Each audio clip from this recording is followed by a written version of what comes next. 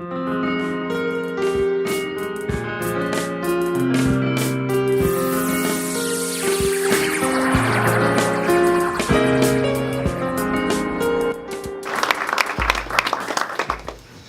you all very much, and thanks for having me. This is I guess my third time here. Yeah. I think in hockey that's called a hat trick.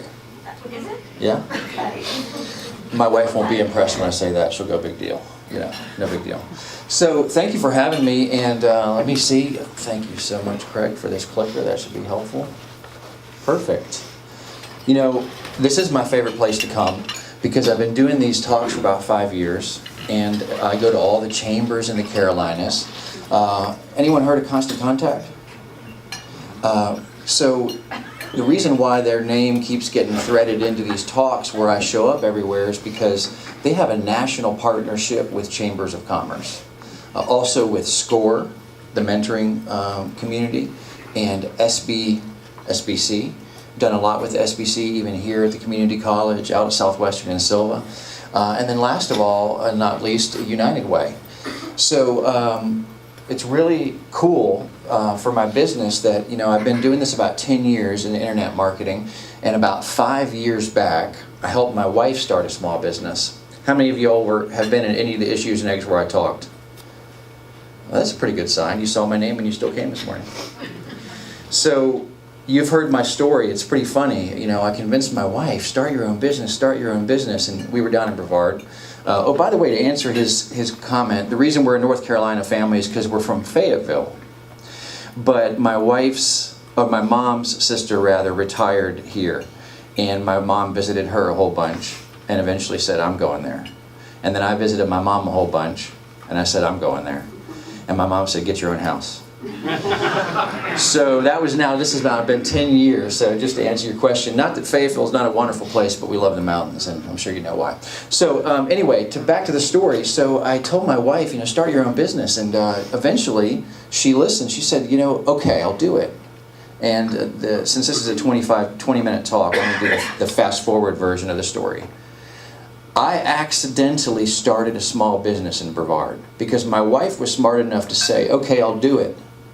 I'm going to spend 6 hours a day with these dogs, and you're going to do everything else. So here I was, this is now 6 years ago, and I've had to go and learn this stuff, the School of Hard Knocks. So my background is in corporate business analyst. I got out of all of that. I got into internet marketing, wanted to work for myself. That was 10 years ago. But what I didn't realize I was going to do was accidentally start that small business. So around about the same time, what I did is I went and joined my chamber, just like you all did. And I went to start going to these talks and figuring out, how does small business marketing work? What are the internet trends where I should be spending my time? And so that was now 5 or 6 years ago. And I want you all to know I'm not an employee of Constant Contact. I'm a regional guy here. And I'm only ever going to come do these talks and show stuff on the screen that I've tested myself. And so the biggest challenge for me is fitting everything in. So I'm going to get into it and give you all maybe a fast forward version of the most important things you should take away and apply to your online marketing coming up in the next year here. Now, you will get a longer version of this ebook tomorrow. So don't worry that you're not writing fast enough or you can't enjoy your breakfast. You're going to have everything you need. You can click through this. And I've also updated quite a lot of this. So to you all who have come before and you come back, I appreciate it, and you'll get some fresh perspective. So you've heard my story. Let's talk about marketing. Now give me a hand raise if you have a website. Okay? Give me a hand raise if you have a Facebook page for business. It doesn't matter if it says Happy Easter 2014. Just if it's been created. How about, does anyone who has an email list they talk to periodically or often? A platform, meaning not just a Gmail blast, like a real. Okay, good. About a third of us. That's great. Well, I want to tell you something interesting about the internet. I want to demystify the internet for you this morning. The topic is about content, but people read content on the internet in 3 places: websites, social media channels, or in their inbox. Now, you could actually draw a circle around that, That's the whole internet, y'all. You can see glitzy, glamorous pop-ups on the internet when you do searches for how to get seen online. You can get all the specialists and guys like me coming in and tell you, we can do this, we can do that, and it doesn't sound like something you can wrap your mind around, and maybe the lingo is a little up there. The reality is the internet is only websites, social media channels, and people's inbox. That's the whole internet. I've done the test in a boot camp where I made people list everything they could come up with, and it still fell into those 3 categories. Okay? So, if you have a good, solid home base, that's your website. If you have a social media channel that you're working hard to engage people with on a regular basis, that's your live, real-time relationship building part of your marketing. And then your email is your direct connect, where you can drip, drip, drip, stay in front of them, keep top of mind, keep front of mind. So, it all sounds so easy when a speaker just says, have a nice website, get people to engage you on social media, and send out emails to your list to keep them updated. It sounds so easy. But what's the missing element? And well, there's lots of missing elements. I get people coming to seminars after and they pull me aside. I got to tell you my thing. I got to tell you my question, tell you my problem. A lot of them are the same, just so you all know that if you ever wonder. A lot of them all are the same. But here's what it comes down to. What do we put? Let me say it like a kid. What do we put? You sit there at the computer and you can spend all this beautiful money on a website. You can have people create a Facebook page, an Instagram, whatever the latest going thing is that people are telling you got to catch up with. You could have a constant contact account or a MailChimp or whatever you're doing for your email. The same question. People constantly come up to me. They still say, no one's paying attention to me. Why are you giving these talks making it sound easy? No one's paying attention. How do I get people to pay attention to me? Well, it's all about the lifeblood of your online, your voice and your online presence is the content itself. And this may sound kind of remedial, like, well, of course I know it's whether or not they like when I'm posting. So the question is, what should you be putting on your site? What should you be putting on social media? What should you be emailing out in order to get people's attention? And how? How is an interesting question. Because, you know, these PowerPoints, they've changed so much. Constant Contact sends us out new stuff, and we give feedback from the forms that I collect and stuff. And what's interesting is, just 2 or 3 years ago, these presentations are almost not even recognizable. Anybody want to take a guess as to what would cause such drastic change in these presentations the past 2-3 years? Anybody? It's not a trick question, by the way. Some of you, yes. Some of you weren't answering because you were looking at them. It's right here. These things have totally taken over the world of internet trends, okay? So, you know, just a quick history lesson. You know, 30 years ago, we were still doing just billboards and just print marketing and ads. Then websites came out and everyone spent, you know, 5 or 10 grand to get a beautiful website. About 2 years later, everybody had a panic attack because nobody was going to their website. That's how email marketing was born. So a bunch of us got on board and we said, all right, let's do this email thing. And it had a nice, you know, big push in the beginning, and then social media came out. And by this point, we're tired. I don't know if y'all were in the game by that point, but we're tired. One more thing we got to do, social media. Okay, let's do it. Well, then social media, then it started to take hold. Then what happened? These things came out and became, over the course of about 4 years, the primary device with which people use the internet. So I don't care if it's Waynesville. About 50-60% of your internet followers or would-be followers are actually looking at content on small mobile devices. They're not looking at sitting down and booting up and making it an event. It's a big deal to go online and do all that. That's 10 years ago. So this means that it's about what do we put on our site, social, emails, but also how do we put it? Meaning, what does it look like and feel like to the user? Because if the user is looking at it on an iPhone or an Android or a Galaxy Note or an iPad or a what have you, you got to get in their mind a little bit and think, what would make this appealing to them? What would make it attractive? And so let's go into it. You know, we all want our results, and I'll tell you that the number one mistake that we make, and I've said this every time I come back to y'all, and it's the same at every chamber and the same at every business group. We all want so badly to grow our organization and hit our goals that we get on the internet and we go into marketing mode. And you might think, wasn't this guy here to talk about marketing? Well, I am, but the vibe and the interest level of people when they're looking at these little mobile devices, by the way, it's about 8 times a day for the average user that they glance at their device now. About 8 times a day. Some of us stay on there much longer than others. Some of us do it for important reasons. I love my father-in-law. He's always telling me, you don't take that phone out until we're done with dessert. And of course, the minute dessert's done, he's in the garage for 3 hours looking at golf scores, right? Because that's what he does on his phone, right? So, and my mom's the same way. Oh, look at these pictures of dogs. So it's whatever it is that you, but about 8 times a day is the average. Isn't that interesting? And I'm not talking about out there. Here in the Carolinas, in our culture, still runs true. So the content in which that you post on your site, on your social, in your email is like the currency. It's your currency. And here's the deal. The short version is you focus like a laser beam on what they would want to hear and how it should look and feel. And then guess what happens? If you do that, then you can promote and get quite a lot more result from the promotion. Okay? So let's take a glance through some of the best practices. First things first, short, simple, clean, and easy is going to be your calling card if you want to get their attention. Okay?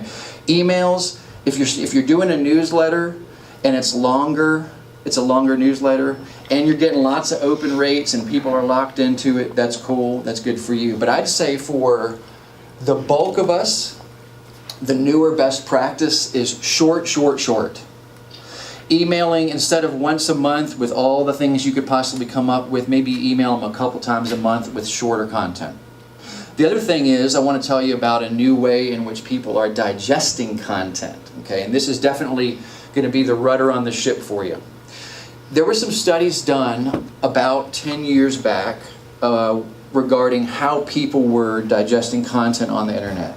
Okay, so if you looked at the way somebody reads a book, they would open the book and they would look at the page, and the first thing they would look for is the biggest copy, the biggest print, the headline, so to speak, right? So they look at that, and then they drop their eyes and they peripherally glance to see if there's a picture on the page. Then third thing they look at on the books or the magazine articles page is the actual text itself, the content, the written content rather. That's called reading mode. Kind of sounds pretty simple, right? Reading mode. Well, up until about 2007, we were digesting the internet in reading mode. Same way it was like we're reading a book. Something loads, we look at the biggest copy, we glance around for any pictures to create an associative understanding, and then we start reading the words. Guess what we're doing now? Scan mode. Scanning mode is the way in which about 80% of your followers or would-be followers are roaming around the internet and digesting stuff. So what that means is that when I pull out my phone and I'm third in line at the bank, and I know in my subconscious I've got about a minute or two, I'm clicking through my inbox, I'm clicking through Facebook, I'm looking online, searching stuff, and I'm scanning for, I'm not reading, I'm scanning for, guess what? Pictures first. Okay? So this is the dominating trend. I don't think it's ever going back the other direction. Because we've started using these more often, it's created a more simplified, tunnel vision approach to the way in which people are even looking at the stuff you're sending out. So we have to set the table for this properly. You can have the best content in the world. I could help you create or curate the best content in the world, and it could still not have as big of an impact because you have to factor in the mobile qualifier. Does it look good on mobile? Does it feel good on mobile? And what that means really is that equals, is it image driven? Anything you're coming up with, if it's an article, if it's a picture, if it's a post, if it's an email, is it image driven? If it's a blog post, is it image driven? So that means even if you do all the other stuff coming up for what you're going to do your post with first, still you have to circle back around and say the main checkpoint for people who are mostly in scanning mode is the picture. Okay? So like many things in the past 10 years, it has started out, mobile started out as a thing to consider and quickly encroached and became the dominating trend. You know, in 2007, social media became a thing for business, and a lot of us were like, okay, well, you know, I'll play that game, and it was a piece of the pie. What happened then? Social media. Okay, so these mobile devices have completely shifted the way in which people are digesting stuff. So short, simple, clean. The main thing that you want to do, and I'm talking about getting results for your business, sales, growth, nonprofit donations, recurring support, volunteers, whatever it is that you would be looking for from your online marketing, it's going to come from giving them what they want first. You give them what they want first. And then, while they're paying attention to you in an ongoing fashion, you can drip, drip, drip in all the most important things to your heart's content. And guess what? Exponentially more people will be paying attention when you say it. What most of us do is we come to the table and we go, what would success look like? And we think bottom line. So then we start creating posts and emails and blogs with the idea of how do I create that end result that's back there on the horizon. And that's the wrong approach online. The right approach is talk to them in the short term. Create the conversation. Create an ongoing conversation with a nice cadence to it. You know, I imagine what would happen in you ever remember Back to the Future when Marty McFly went back and saw the 50s? Wasn't that funny? So I wonder what a 1950s business person would say if we told them that they could talk to all the people who might be interested in buying from them from home in their bathrobe while the readers are in their bathrobes and no one's even started the day yet. They'd go, what is this madness you're talking about? Get this guy in a padded cell. But what we do is we think, oh, well, it's got to be about result, result, result, result. Have the conversation. Win them over with that stuff. Now, I'm going to fast forward a little bit here because this is where I start to lose people, even in a 20-minute talk. Because then the next logical question is, and I'm telling you all, this is the biggest hang-up of anything I deal with, and it's understandable. Because I can sell you on them wanting content all day long. Fun, interesting, valuable, cool, intriguing stuff. Post stuff, email stuff, blog stuff. Again, the speaker makes it sound easy. But here's what most of us are thinking. Where do I even come up with the ideas? Okay? About 2 out of 10 of us being small business or nonprofit owners or operators or managers, 2 out of 10 of us are creative on demand. They've done studies. Small Business America, 2 out of 10 of us are creative on demand. That doesn't mean we can't be creative. What it means is it effortless? Does somebody say, we need a blog up here by tomorrow about X, Y, or Z? Are you going, I'm going to get my camera and I'm on it? Can you sit down at the computer and just bang out some creatively written stuff and go, all right, cool, here's a draft? If that's easy for you, don't raise your hand because we'll all hate you. You're one of the 2 out of 10. God bless you. But what about the 8? Can you believe I'm one of the 8 too? With all my talking. So, what we want to do is, and this is something I touched on last spring it probably was, at Issues and Eggs. Remember this, guys? Whoever was here? Content you can create or you can curate.